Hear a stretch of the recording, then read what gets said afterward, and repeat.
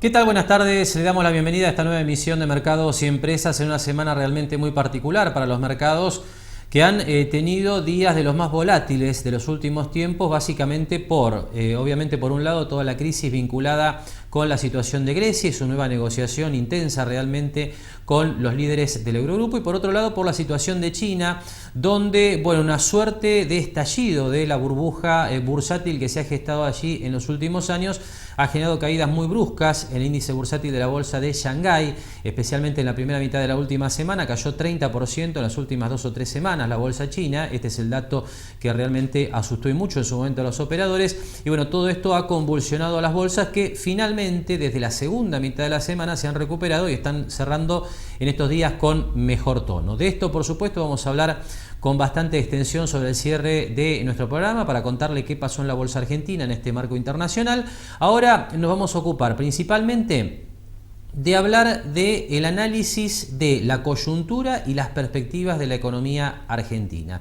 Y para esto vamos a aprovechar lo que fue en los últimos días aquí en la ciudad de Mar del Plata, una nueva edición de lo que es el Seminario de Presupuesto Público organizado por la Asociación Argentina de Presupuesto Público y Administración Financiera Gubernamental, que dentro de los 3 días de debate, de charlas vinculadas especialmente con temas tributarios y de política fiscal, allí se incluyó en esta oportunidad una suerte de panel con economistas que opinaron sobre lo que está pasando en nuestra economía y especialmente sobre lo que se viene muy probablemente a partir del año 2016. Uno de los economistas que tuvimos la oportunidad de alguna manera tomar contacto con su visión de lo que está pasando en la Argentina actualmente es Aldo Pignanelli, expresidente del Banco Central. Realmente ocupó ese cargo en los primeros años después de la salida de la convertibilidad, primero con Remes Lenikov, después con Labaña como ministro de Economía.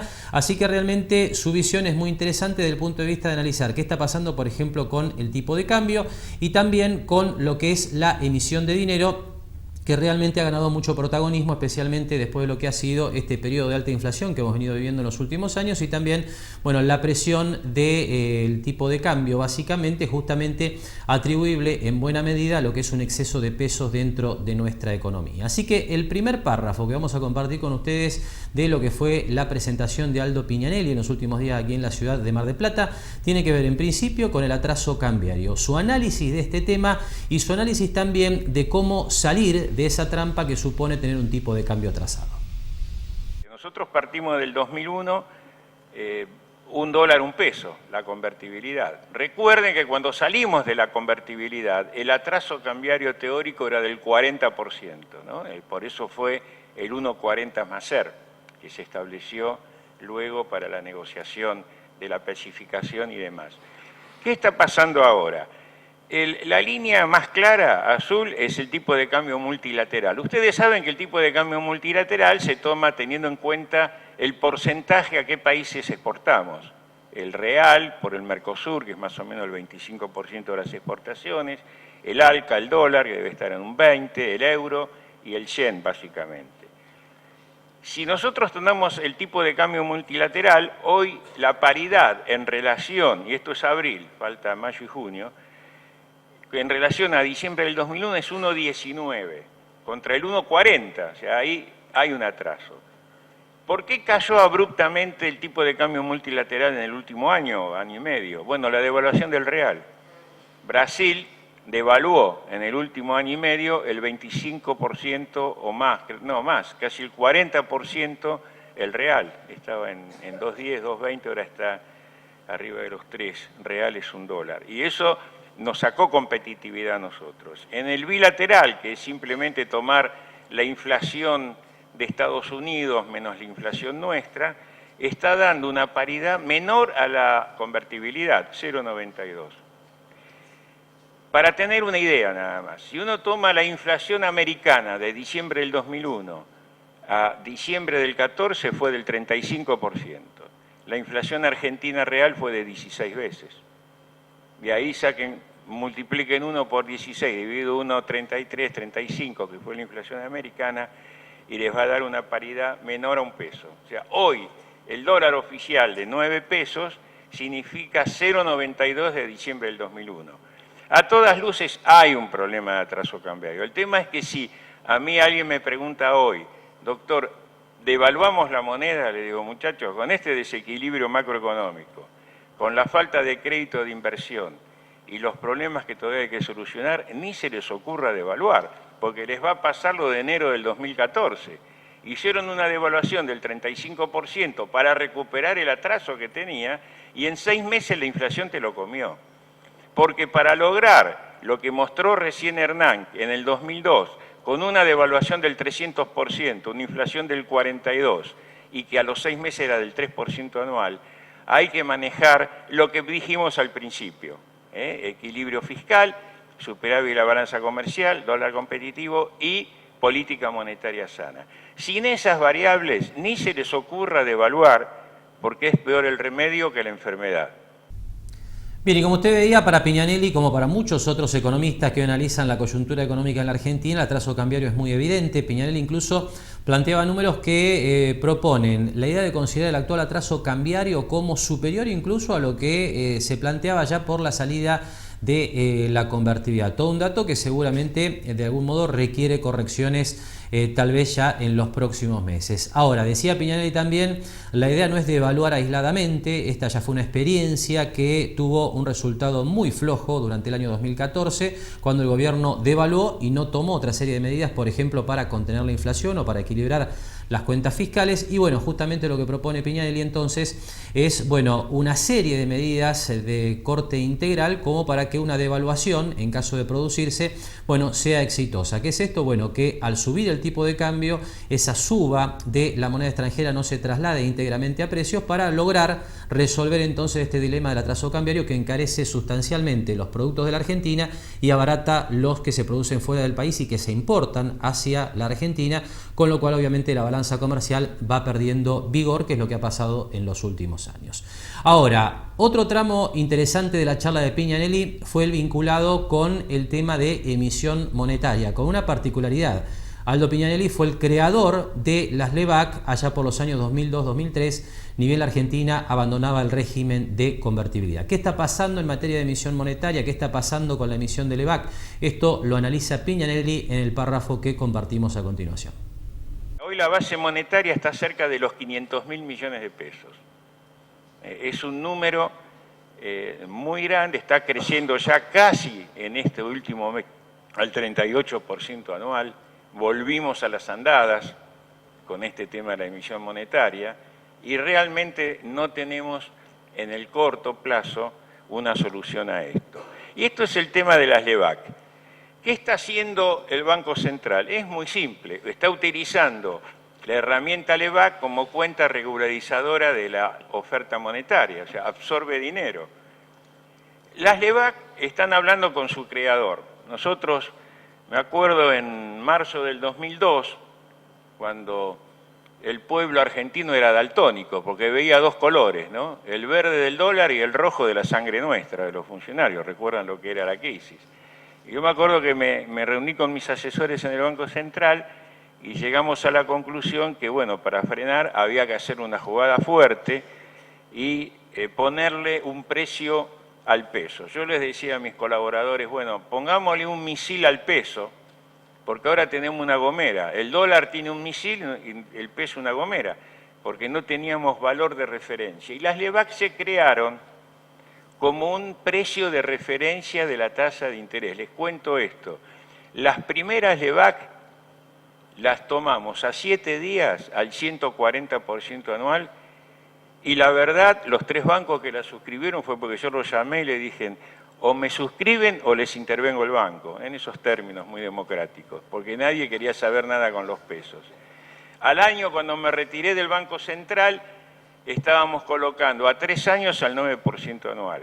Todavía es el día de hoy que algunos banqueros se recuerdan, me dicen, vos fuiste tan loco que fuiste capaz de poner una tasa del 140 anual en marzo para atacar al dólar. Y le ganamos la batalla al dólar. En ese momento el dólar valía 3.90 y cuando yo me retiré allá en el 2003 estaba en 2.60 y me acuerdo que Alfonso Pradgay, mi sucesor, un gran amigo, me decía, che, ¿qué te parece? ¿Cómo hacemos para que no siga bajando el dólar? ¿No?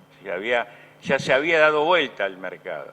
Por varios motivos, no quiero entrar en demasiados detalles de eso porque no nos vamos más. Pero lo que yo les quiero mostrar acá es que las LEVAC ya muestran agotamiento. Hoy el stock de las LEVAC son el 60% o más de la base monetaria y es un pasivo del Banco Central. Fíjense que en los últimos 2-3 meses el stock de la LEVAC ya le cuesta crecer, a pesar del incremento del costo de la tasa de interés. Y los plazos se vienen achicando. Hoy están a 90 días promedio las LEVAC, con una tasa de entre el 28 y el 30%. Con esto, ¿qué quiero decir? Las LEVAC están agotadas como herramientas de absorción monetaria, porque es demasiado el volumen. El otro problema que tienen las LEVAC cuando alcanzan este tipo de volumen, no solo es el costo cuasi fiscal de la tasa de interés, sino que le quita crédito al sector privado. Porque vamos a hablar claro, en el último año el sector privado está ajustando, el sector público no ajusta. Y no ajusta, entre otras cosas, porque se financia. En definitiva, las LEVAC está financiando lo que el Tesoro se lleva en gran parte por el déficit que tiene el Estado Nacional. Bien, nos queda un último tramo de la charla de Aldo Piñanelli en su presentación aquí en la ciudad de Mar del Plata durante el seminario organizado por la ASAP, la Asociación Argentina de Presupuesto Público y Administración Financiera Gubernamental. Y este último párrafo tiene que ver básicamente con su idea de cómo resolver las cuestiones que se han venido deteriorando en el marco económico de la Argentina en los últimos años. Sobre este tema, Piñanelli comentaba lo siguiente. Yo creo que, por supuesto, no hay que tirar por la borda las cosas que se han hecho. No podemos ponernos en una actitud en la Argentina que tiene un alto costo para todo el pueblo. Muchas veces la gente se asusta, el hombre común, cuando escucha hablar de cambios dramáticos, de ajustes. Discúlpeme en alguna expresión que voy a decir, pero bueno, yo soy peronista del sur del Gran Buenos Aires, a veces se me escapa alguna palabra, pero hace poco estuve en una reunión en Lanús, que es mi ciudad de origen, en un barrio, con un gran compañero, un puntero, el Chirola Díaz, y yo le decía, bueno, pero vos ¿por qué no querés cambiar? Y dice, porque cada vez que cambian nos cagan a los pobres, ¿no? Y es una gran razón, porque devaluar, ajustar, plantear cosas sin contemplar lo social, realmente es muy injusto. Nosotros, en mi caso como justicialista, es una lucha que no quiero perder. Creo que lo que necesitamos es volver un poco a las fuentes de lo que fue esta última década, recuperar lo que está bien hecho, que lo hay cosas como los planes sociales, como la asignación universal por hijo, como el intento de ayudar a los jóvenes para educarse, para salvar a ese 1,5 millones de ninis. Me gustaría que los planes sociales sean utilizados más para generar empleo y capacitar al pueblo.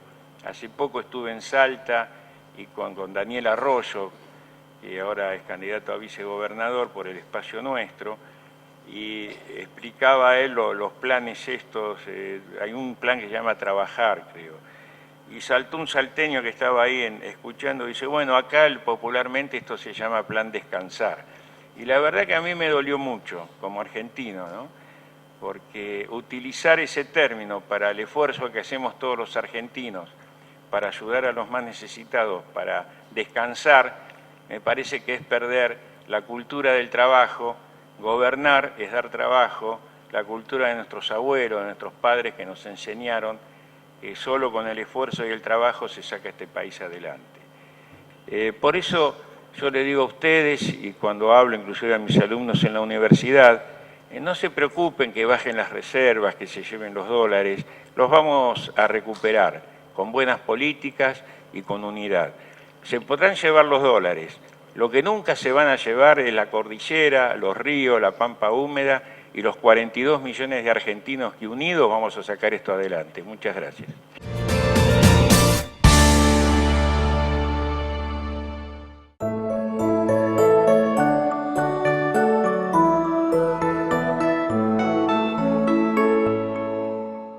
Un banco solidario es un banco que siempre te va a dar una mano.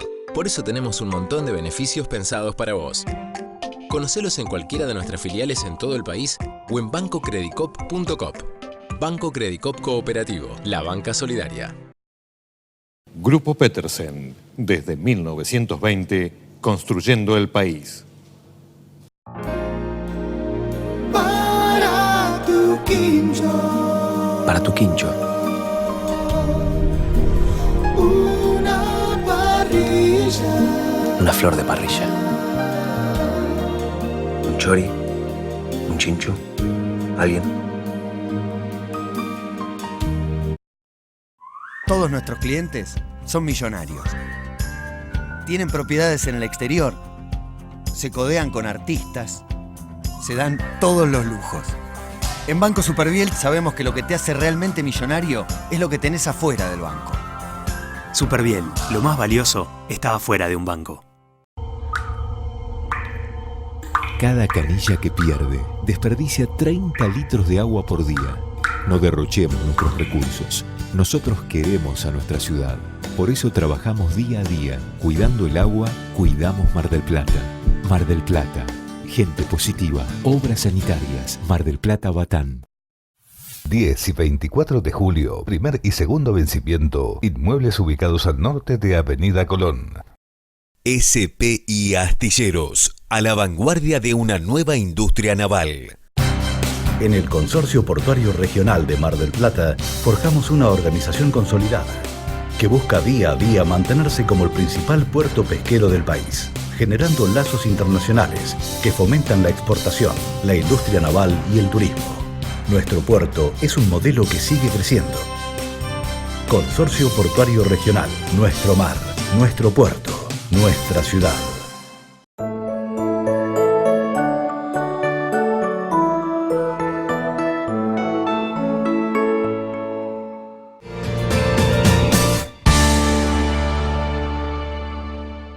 Bien, y continuamos en este tramo de Mercados y Empresas compartiendo el material recogido durante el seminario de la SAP aquí en los últimos días en la ciudad de Mar del Plata con la presencia de economistas de la talla de Aldo Pignanelli que escuchábamos en el bloque previo. Usted veía a Pignanelli planteaba, tomar lo bueno que está quedando de la última década de gestión del actual gobierno nacional y a partir de allí tratar de reconstruir los pilares que de alguna manera motorizaron la economía argentina en los primeros años de la última década. Por ejemplo, temas como el equilibrio fiscal, como el superávit comercial, el tipo de cambio competitivo e incluso una política monetaria sana, decía Pignanelli, son los 4 ejes que él piensa hay que reconstruir para encarar la próxima etapa de redinamizar la economía argentina del actual periodo de estancamiento en el que ha ingresado.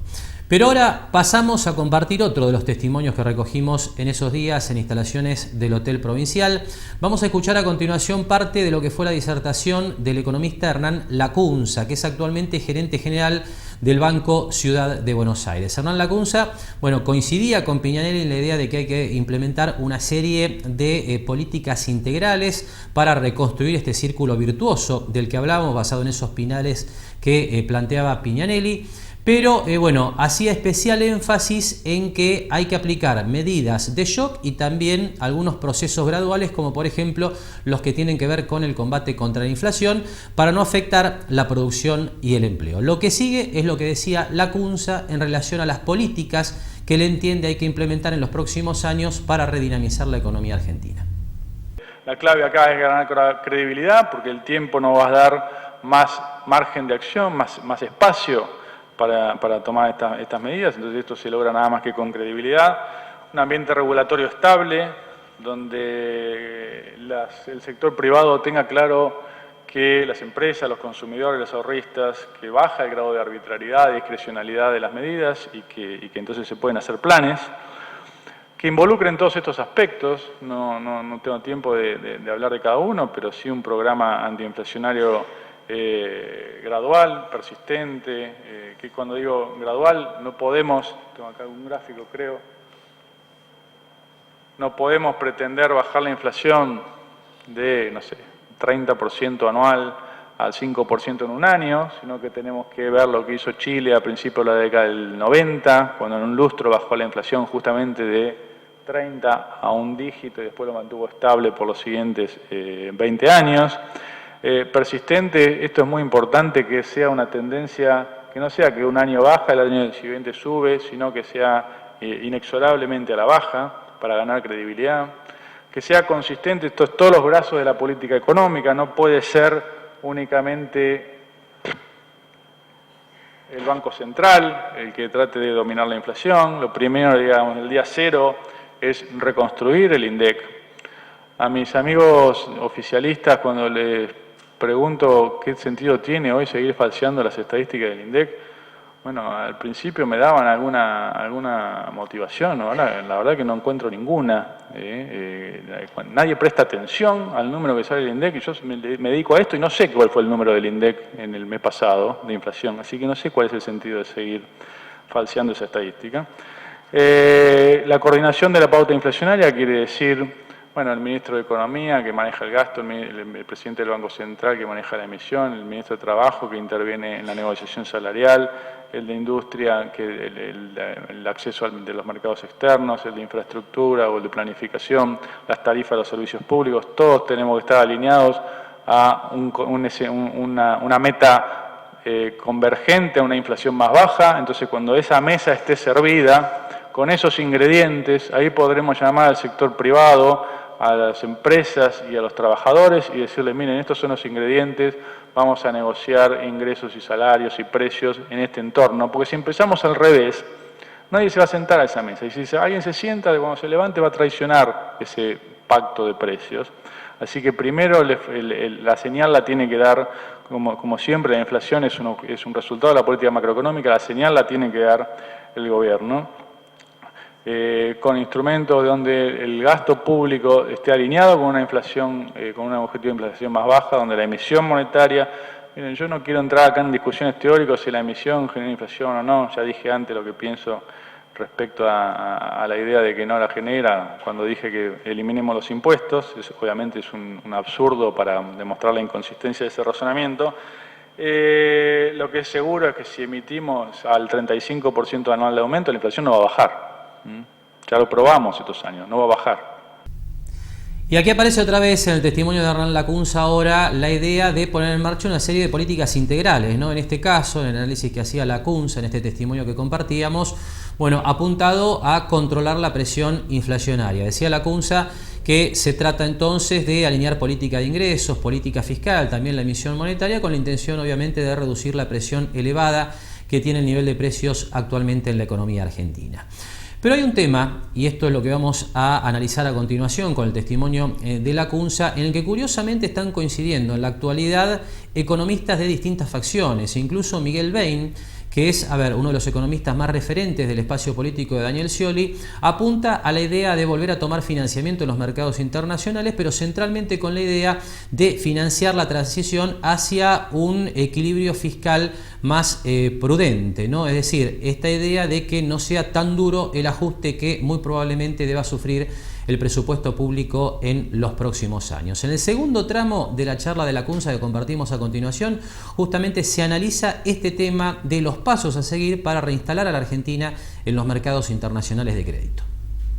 Clave es ahí para que no sea una política fiscal dura, recuperar el acceso al crédito para poder suavizar esa transición. Pero para recuperar el acceso al crédito tenemos que tener, además de un programa inflacionario, antiinflacionario, un programa fiscal. Un programa fiscal donde acá hoy tenemos una presión tributaria récord,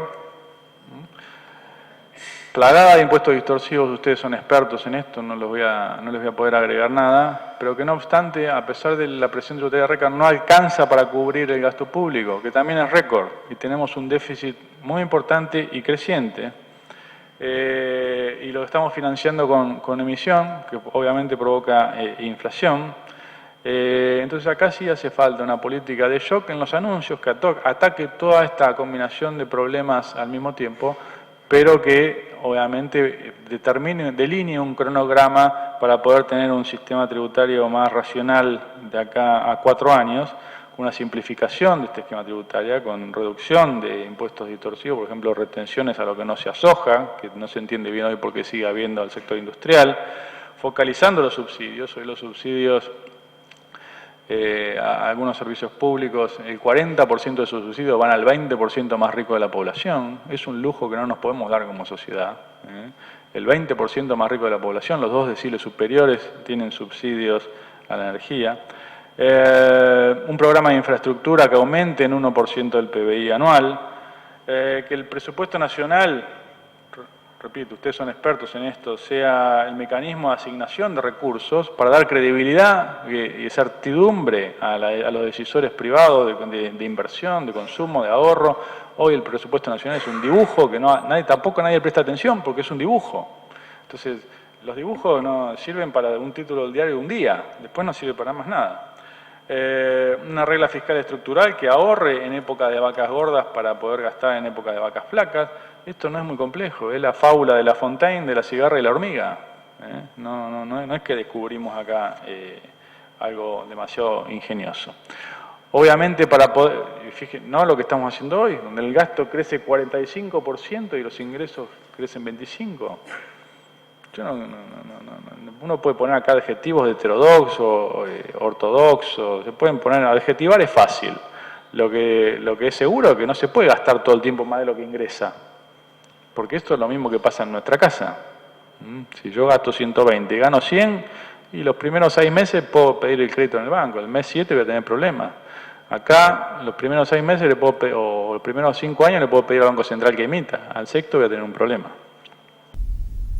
Y nos queda el último tramo de la presentación de Hernán Lacunza en los últimos días en la ciudad de Mar del Plata. Les recuerdo que Hernán Lacunza es actualmente gerente general del Banco Ciudad de Buenos Aires. Y bueno, en el último tramo de su exposición, Lacunza hizo referencia a el atraso cambiario y analizó este tema apuntando básicamente a lo que es hoy el déficit de manufacturas industriales en la economía argentina. Esto es lo que abordamos entonces con el último tramo del testimonio de Lacunza, donde también aparece una breve referencia a lo que es, bueno, en definitiva, la oferta y demanda de dólares en la economía argentina.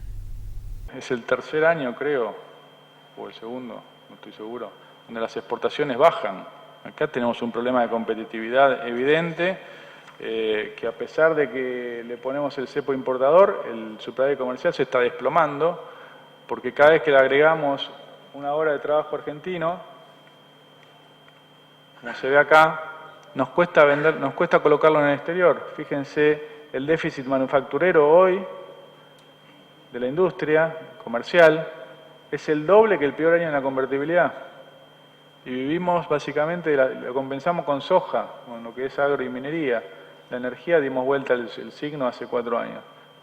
Pero acá, esto evidentemente cuando le incorporamos una hora de trabajo argentino, nos cuesta venderlo, pues somos caros. Eso es consecuencia de la inflación.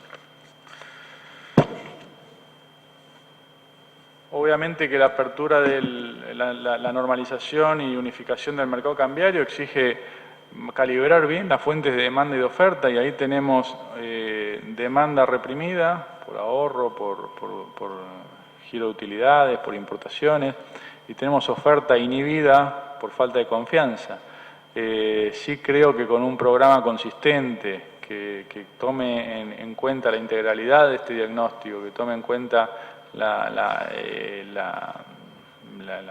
bueno, todos los frentes, el fiscal, el financiero, el cambiario, el comunitario, básicamente, tenemos una buena chance de a partir de fines de este año, principio del año que viene, recrear el círculo virtuoso y poder reencauzar la Argentina en el sendero del crecimiento del producto y sobre todo, lo más importante, en el sendero del crecimiento del empleo, que es lo que la verdadera fuente de bienestar de todas las sociedades. Gracias.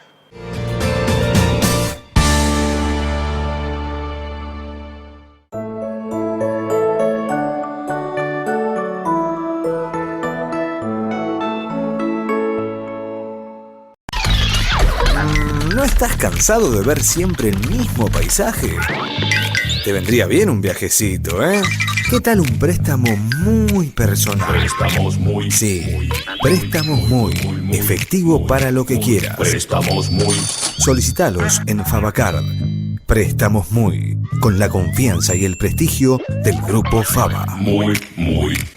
Préstamos muy. Jauregui Berry, Di Genaro y Asociados. Asesoramiento jurídico tributario. Rawson 1857, segundo piso. Teléfono 410-7666 o 410-7999. SPI Astilleros, a la vanguardia de una nueva industria naval. Espatolero y Lorenzo Inmobiliaria, desarrollos inmobiliarios. Participe por su unidad 100% en pesos y en cuotas. Conozca nuestros 20 emprendimientos ingresando a www.espatoleroylorenzo.com.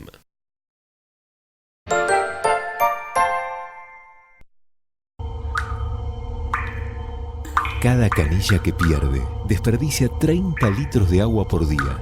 No derrochemos nuestros recursos. Nosotros queremos a nuestra ciudad.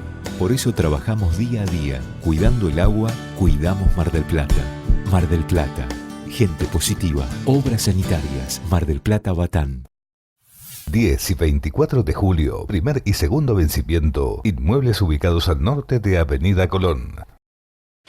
Lo esperamos en Mar del Plata Bursátil para asesorarlo en su mejor alternativa de inversión o financiación para su empresa o negocio. De lunes a viernes, de 10:30 a 17:30 horas en Corrientes 1723, teléfono 561-6000, www.mdpbursátil.com.ar.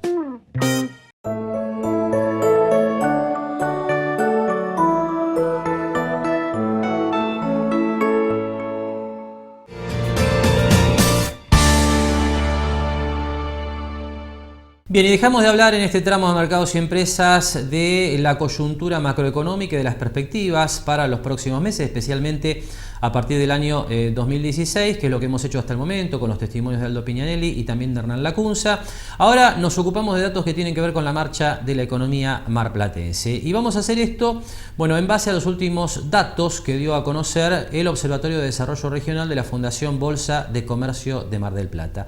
Lo que usted comienza a ver en este momento en pantalla tiene que ver con la dinámica del mercado inmobiliario, que ha vuelto a mostrar durante el mes de mayo un crecimiento de las escrituras de compraventa en el partido de General Pueyrredón. Como usted ve en pantalla, en mayo las escrituras crecieron 24% cuando uno compara mayo de este año con mayo del año 2014, con lo cual en el periodo enero-mayo el crecimiento de las escrituras de compraventa sube al 20%. En este tema, les recuerdo, aparecen algunas distorsiones vinculadas con lo que fuera un paro en el registro de la propiedad inmueble durante el año 2014, que seguramente engrosa demasiado el crecimiento interanual que se está viendo en el número de escrituras de compraventa actualmente, pero de cualquier modo, bueno, hay que destacar que si uno analiza, compara enero-mayo del año 2015 contra enero-mayo del año 2013, ya las escrituras de compraventa en nuestro partido están mostrando un leve incremento cercano al 1%. Con este dato, bueno, claramente aparece la idea de que el mercado inmobiliario, si bien no está dentro de lo que es una dinámica, diría yo, muy acelerada de recuperación, sí está claro, como conversamos por ejemplo en la última semana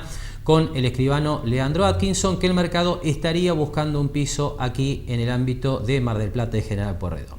Seguimos con datos locales ahora para hablar del mercado automotor, porque también, siempre basándonos en el último informe del Observatorio de la Fundación Bolsa de Comercio de Mar del Plata, bueno, los patentamientos de 0 kilómetros en la ciudad de Mar del Plata crecieron en junio 7%. Este es un dato realmente interesante, porque hace más de un año que no se observaba un crecimiento interanual en el número de patentamientos en Mar del Plata y tampoco a nivel nacional y provincial. Con este dato, de todos modos, lo que hay que tener en cuenta, como usted ve en pantalla, es que todavía el primer semestre del año queda negativo en un 23%, con 5.042 patentamientos en el ámbito de Mar del Plata, con lo cual está claro que esta recuperación del mes de junio por ahora es un rebote que habrá que monitorear en los próximos meses para ver si estamos también, en este caso, en este mercado, en presencia de una recuperación más intensa después de la caída que se ha observado especialmente desde el arranque del año 2014.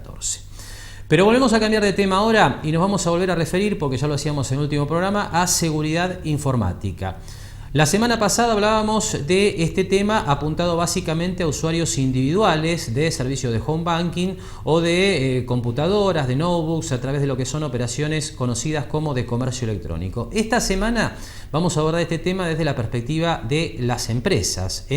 ¿Cómo está hoy la seguridad informática en empresas? ¿Qué riesgos existen para las compañías que montan sus sitios de comercio electrónico o simplemente sus sitios web de sufrir un ataque informático? Bueno, sobre este tema conversamos con el especialista en seguridad informática, el ingeniero Leandro Ferrari, que es el director de la empresa Talsoft, que nos cuenta en principio, bueno, justamente este tema, ¿no? ¿Cuáles son los riesgos que hoy sufren las empresas cuando están expuestas en Internet a través de sus sitios web?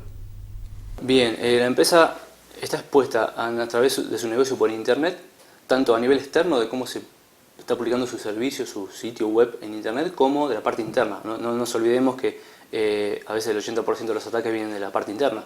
Un empleado que le pagan mal, que está descontento y tiene un poco de conocimiento, ya puede hacer un desastre totalmente a la empresa, porque ya tiene permisos, tiene recursos que no lo tiene un atacante de afuera. Aún así, una empresa que desde un problema de seguridad desde internet le ataquen los sistemas y le roben la base de datos, eso atribuye a difamación de mala imagen, porque esta empresa ya no confías, o sea, no sé si alguien va a visitar tu sitio para comprarte algo si tuviese un problema de seguridad y le roban tu clave. Pérdida de dinero, hemos visto un montón de veces, se termina directamente en pérdida de dinero de la empresa porque es un recurso valioso la información, y con lo cual lo que te roben, eso después depende del nivel de criticidad de esa información. Cuando uno más está expuesto en internet, más está uno latente a que pasen todo esto, más uno está conectado a internet en su celular, en su casa, en su empresa, y continuamente están tratando de atacar, de insinuar a ver qué servicios tiene, y uno no se da cuenta porque no se pone uno a ver qué pasa en el día a día. Pero uno que está en el tema hay que tener cuidado. Pero más que nada, acá la empresa pierde imagen, reputación, dinero y a veces el negocio. Hemos visto empresas que hemos trabajado para unas empresas de Latinoamérica que le atacaban su sitio, apenas lo publicaban. Esto eran porque los empleados habían muchos problemas y otra empresa estaba atacándolos.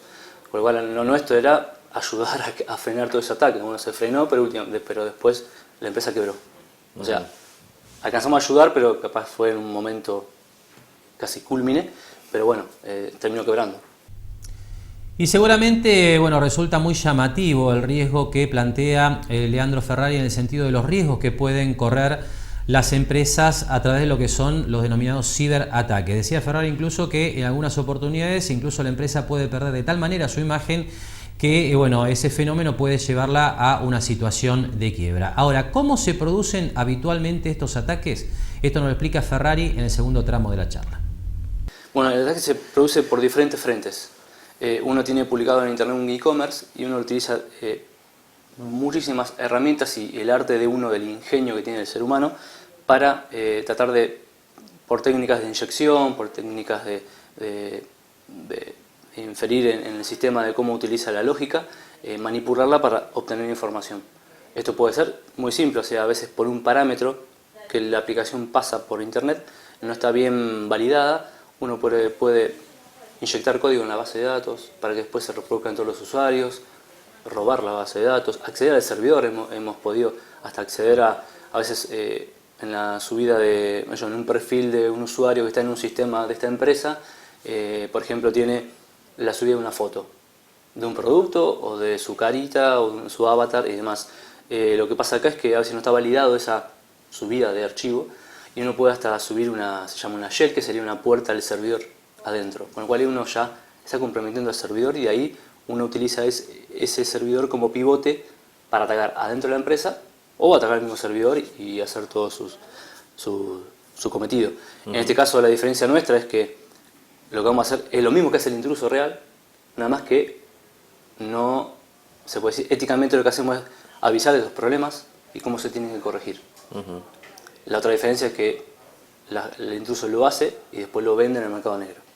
O sea, la idea nuestra es tratar de ayudar a mejorar la seguridad de las empresas y últimamente estamos apuntando a las empresas de desarrollo de software, que creo que necesitan mucho de ayuda, más que nada, en tener un área de tercerizada que pueda testear la seguridad y los ayude en un ciclo continuo, porque la seguridad se va decayendo a medida que pasa el tiempo. ¿Por qué? Porque aparecen nuevos problemas, nuevas técnicas para extraer datos, inyectar y demás. Eso es bastante importante.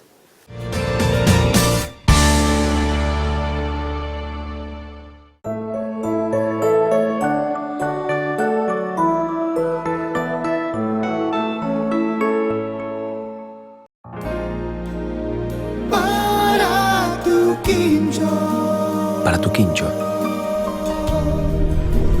Una parrilla. Una flor de parrilla. Un chori. Un chincho. ¿Alguien?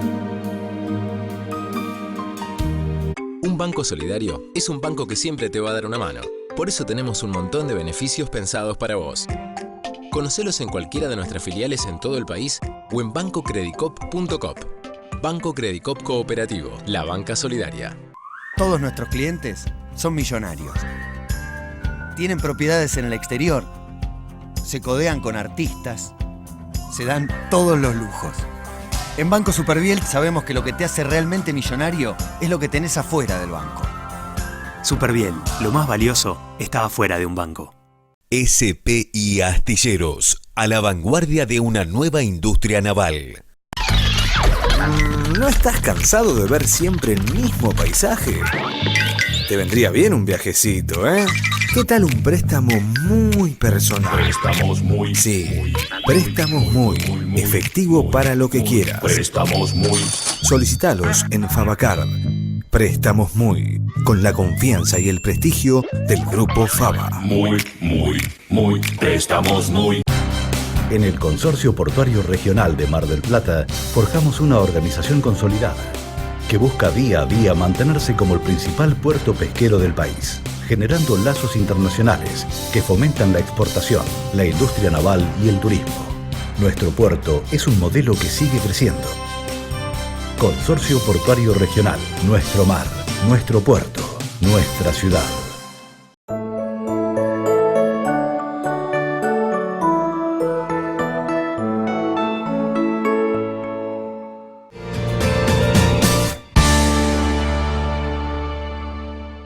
Y hablamos en este tramo de mercados y empresas de la marcha de la economía internacional y en este sentido le decíamos ya en la apertura del programa que el epicentro en estos días ha estado por supuesto en la crisis griega y también, que este es un dato tal vez menos conocido pero no por ello menos relevante, bueno, la caída de la bolsa de valores china donde, bueno, claramente la economía se está sacudiendo por llamarlo de alguna manera y especialmente lo que tiene que ver con el terreno financiero para adecuarse a un sendero de menor crecimiento que el que esta economía ha venido teniendo en los últimos años. Justamente estos dos temas fueron abordados por el Fondo Monetario Internacional a lo largo de la semana en su presentación de su última edición de lo que se conoce como Perspectivas Económicas Globales, donde se analizan estas dos cuestiones con foco en su impacto en la economía internacional y particularmente en su impacto en Latinoamérica. Sobre este tema, bueno, ampliamos la información con el siguiente video de la televisión internacional. El elefante en la sala, como describió el Fondo Monetario Internacional, la crisis actual de la economía griega no tendrá gran impacto sobre la recuperación sostenida, aunque lenta, de la economía de la Unión Europea. Así lo describió el FMI al presentar sus proyecciones sobre la economía global. El hecho es que Grecia, aun siendo importante, solo representa menos del 2% del Producto Interno Bruto de la Unión Europea y 0,5% de la economía global. Por supuesto, esperamos que se logre un acuerdo para que Grecia se quede en la Unión. No hay dudas de que Grecia ha sufrido, está sufriendo y sufrirá aún más en el caso de una salida. Una conclusión similar describió el funcionario frente a la caída de los mercados bursátiles chinos. Si bien, explicó Blanchard, las causas son otras. Lo que se ve en China es un ajuste que vemos como algo saludable. Hay una disminución predecible del crecimiento en gran parte por la disminución en el mercado de la propiedad raíz. Las proyecciones para China confirman que su crecimiento decrecerá de 6,8% en 2015 a 6% en 2017, hecho que sí impactará el crecimiento de las economías latinoamericanas, pues los precios de los productos que exportan se mantendrán en sus mismos niveles o decrecerán, así como sus niveles de crecimiento. Entonces hay un claro reto para que estas economías se ajusten a este nuevo ambiente. Algunos países van mejor que otros, pero este es un reto para muchos de ellos y por muchos años en el futuro.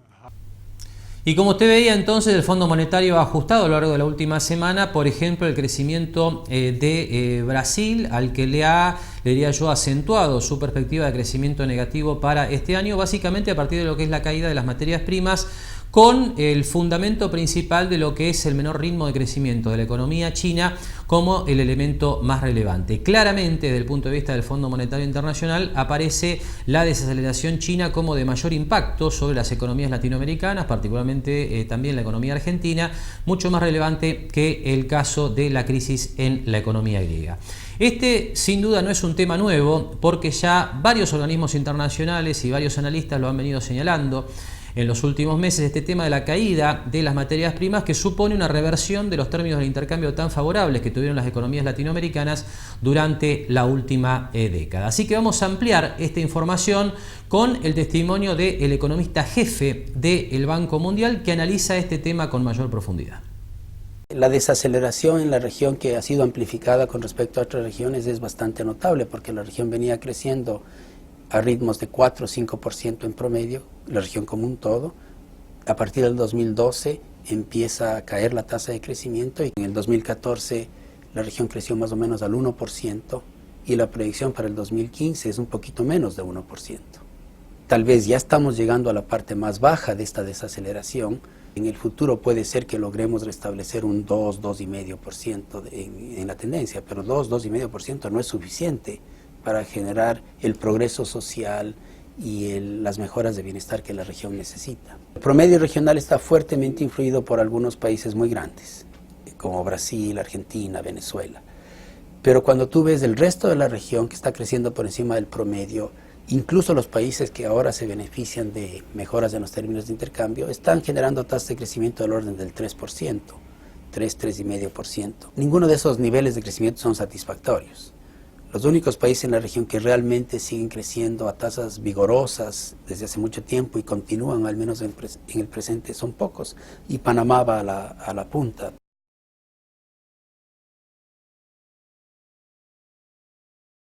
La caída de la actividad económica, del ritmo de la actividad económica en América Latina, está muy asociada a una caída de la inversión. La inversión ha respondido de manera muy rápida ante la caída de los precios de las materias primas, y entonces esto genera una especie de efecto de multiplicador que le desacelera a la región de manera muy rápida. El gran desafío va a ser encontrar un camino no muy penoso para reducir el gasto a fin de que el gasto se acomode al nuevo nivel de ingreso determinado por los precios de los commodities. Y eso puede llevar a estos países en una transición que sea relativamente quizás contractiva o recesiva.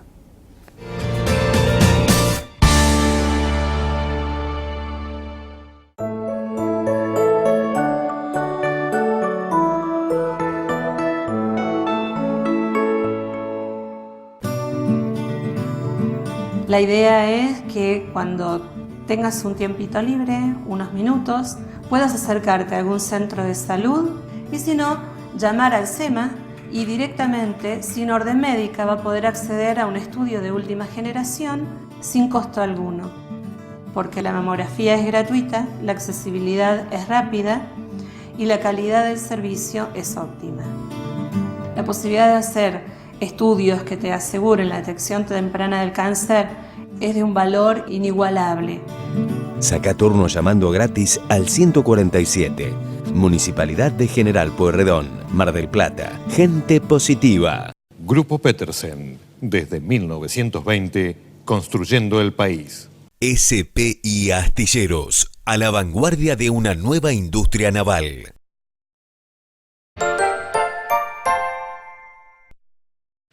Lo esperamos en Mar del Plata Bursátil para asesorarlo en su mejor alternativa de inversión o financiación para su empresa o negocio. De lunes a viernes, de 10:30 a 17:30 horas en Corrientes 1723, teléfono 561-6000, www.mdpbursátil.com.ar.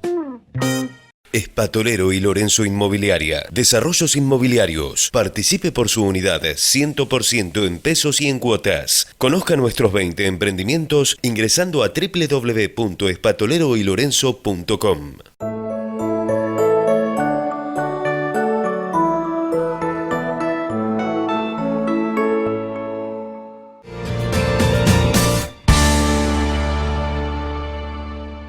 Bien, último tramo de mercados y empresas y tiempo como siempre de analizar lo que ha ocurrido en la semana bursátil, una semana realmente muy particular, de las más volátiles que hemos tenido en los últimos tiempos, de la mano de lo que ha sido la crisis en Grecia, que todavía sigue en torno a las negociaciones entre el gobierno griego y los líderes del Eurogrupo. Y por otro lado el tema de China, ¿no? Una bolsa que ha mostrado una altísima volatilidad en los últimos días, básicamente a partir de lo que ha sido la implementación de una serie de medidas regulatorias. Pero bueno, para hablar de todo esto ya estamos en comunicación telefónica con Mar del Plata Bursátil. Allí nos recibe, como siempre, la contadora Adriana Figliolo. ¿Cómo estás, Adriana? Buenas tardes. Hola Marcelo, buenas tardes. Bueno, contanos un poco qué viste esta semana tan particular, como decía antes, y cómo está cerrando el mercado, porque hoy estamos con las bolsas en positivo, ¿no? Sí, hoy tenemos una rueda que, bueno, realmente se nota el volumen, o sea, hay bastantes operaciones, y el Merval está a 11.800 en esa línea y tiene casi un 3% de suba. La que más está operando en este momento es la Petrobras Brasil, que como ayer fue feriado en nuestro país, y en Estados Unidos, o sea, el mundo siguió cotizando, bueno, hoy está reflejando una suba casi del 5%, y bueno, eso nos ha traído unas cuantas operaciones. Sí, el mercado está sumamente volátil, en base, sobre todo creo que lo que más, bueno, el tema de Grecia, que si arreglaba, que si presentaba un plan, que si no había plan, bueno, realmente un poco quizás el Merval no se vio tan golpeado por el tema de que al subir el dólar y el dólar implícito que tienen las acciones, o sea, como la bolsa está dolarizada, es como que cuando subía el dólar subía un poco las acciones y con eso amainaba un poco la baja que tenía por el tema de China y de Grecia. Y bueno, realmente los bonos siguen muy demandados y realmente han llegado a valores que nosotros nos llama la atención. Por ejemplo, el RO15 está 13.50, 13.51. Y bueno, está bien, o sea, este precio equivale a 103,50, que siempre decimos que es lo que paga en octubre. Pero igualmente la paridad del bono, o sea, si uno decidiera vender sus bonos contra dólares, está casi en el 103%. Este valor aproximadamente hace una semana era del 101, porque inclusive teníamos consultas de gente que quería con dólares comprar bonos y ganarse la diferencia que había entre lo que ponía hoy, que era 101, y lo que cobraba en octubre, que era los 103,50, que puede parecer poco, pero en el término de dólares era una renta adicional. Seguro. Ahora, ahí lo que se está notando es la mano de los organismos oficiales, ¿no? Particularmente del ANSES, que busca dar, alguna alternativa para que aquellos que se quieren dolarizar lo hagan a valores razonables, ¿no? Porque estas paridades tan infladas de los títulos en dólares parecen, digamos, poco atractivas para el inversor puro, ¿no es cierto?, que compra estos títulos pensando en la renta. Ahora, hay mucho volumen ahí, ¿no es cierto? Sigue esa tendencia dolarizadora, la gente sigue comprando bonos en dólares, ¿no? Sí, yo creo que, o sea, todo este tema también del cuidado que hay para que no se opere tanto en el dólar blue, creo que la gente se encuentra más amigable entrando en un sistema, o sea, la gente que puede justificar sus ingresos, porque esa es la parte que nosotros no podemos, o sea, tenemos la obligación de verificar el origen de los fondos que traen acá a la bolsa, pero una vez verificado es una forma amigable de hacerse de los dólares, porque pueden hacer una transferencia, no tienen que estar con el efectivo, o sea, voy a que una vez que entran, el tema es que les sirva el sistema que se tiene acá, que yo digo, como en todos los bancos, como en cualquier lado, se le da muchísima importancia hoy al origen de los fondos, por todo el tema de las inspecciones y todo el tema de los controles que se le han impuesto a las sociedades de bolsa, ¿no? Seguro.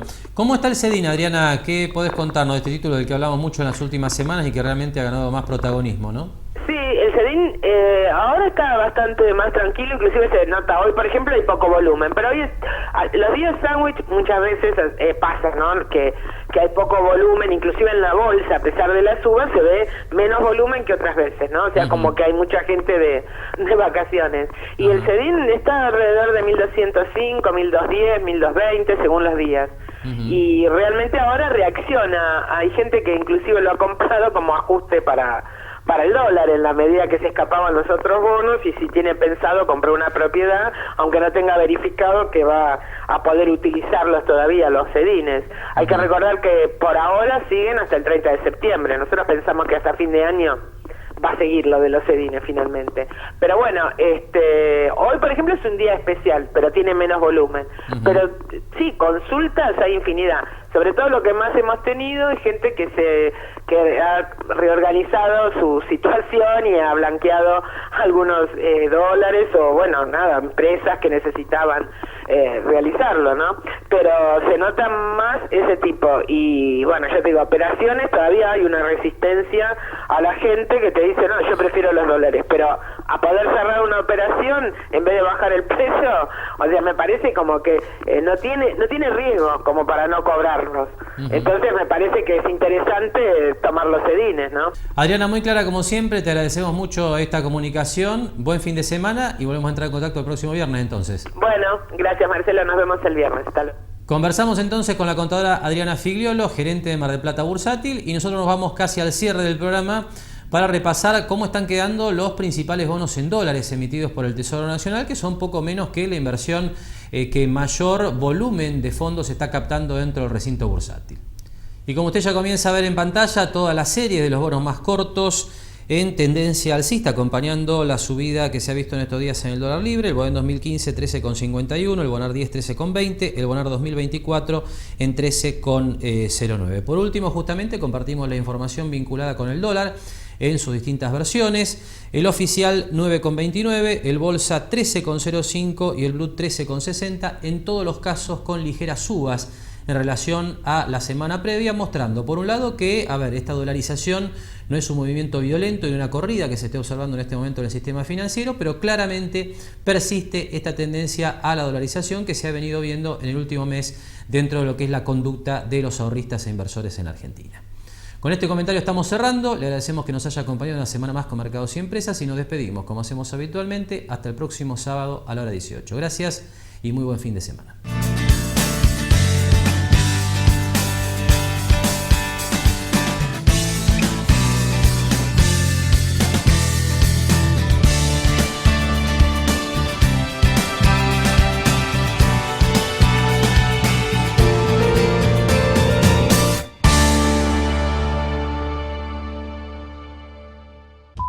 La producción de este programa es miembro de Caprica, Cámara Argentina de Productores y Realizadores Independientes de Contenidos Audiovisuales.